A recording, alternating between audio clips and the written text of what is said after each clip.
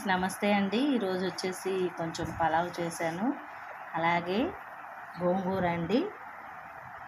గోంగూర చాలా బాగుంటుంది పలావ్లోకి. మాకు చికెన్ ఇంకేం లేదు.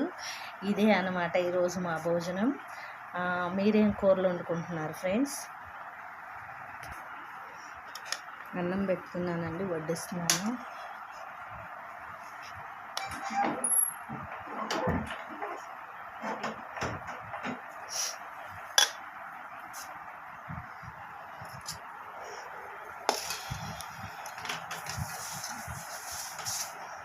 ఉల్లిపాయ కూడా పెట్టానండి, గోంగూర. ఇక మా హస్బెండ్ తిని టేస్ట్ ఎలా ఉందనేది మీకు చెప్తారు.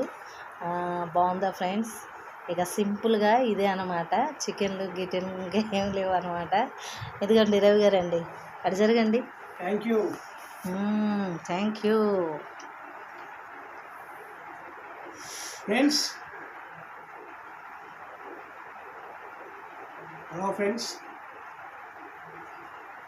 ఓన్లీ గోంగూరతో ఈరోజు ఓన్లీ గోంగూర అండి. చికెన్లు లేవు, బడ్జెట్ లేదు, మన దగ్గర డబ్బులు లేవు అనమాట.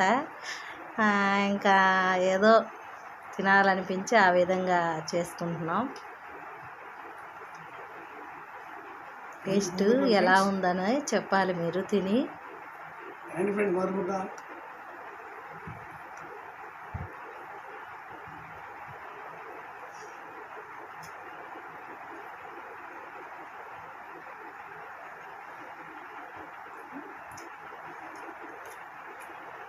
చాలా బాగుందా?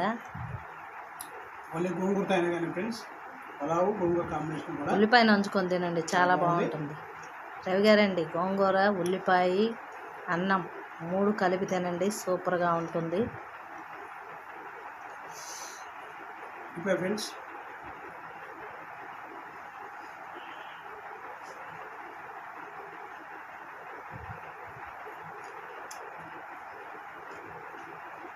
అదే ఫ్రెండ్స్, ఉన్నదానిలో తృప్తి పట్టడం అంటే ఇదన్నమాట. మనకు ఉన్న దానిలోనే వండుకొని తినడం అన్నమాట. ఇంకా అంతకుమించి ఏమి లేదు. కానీ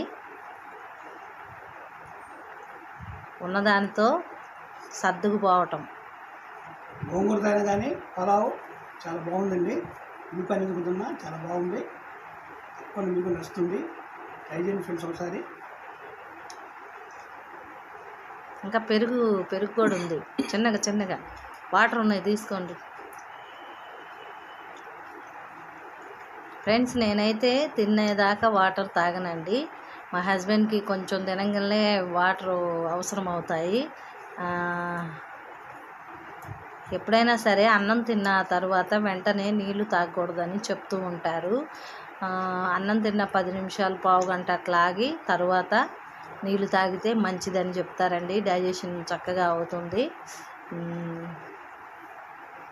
మీరేం కూరలు వండుకుంటున్నారు ఫ్రెండ్స్ ఈరోజు? కామెంట్ చేయండి.